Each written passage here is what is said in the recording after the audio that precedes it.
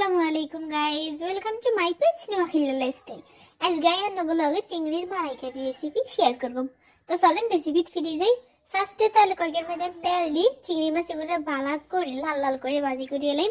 যখন লাল লাল হয়ে যাবে তখন কড়াইয়ের তো নামাইলো এর মধ্যে আবার তেল দি দিছি পেঁয়াজ কুচি দি এনে দারচিনি এলাচি লং এগুলো দি মানে গরম মশলা দিয়ে এটা ভালো করে কতক্ষণ ভাজিলো এর মধ্যে দিয়ে দিছি পেঁয়াজ বাটা দিয়ে এবার এটা কিছুক্ষণ আরো কতক্ষণ ভাজিলানোর পরে দিই আমরা এর মধ্যে অ্যাড করব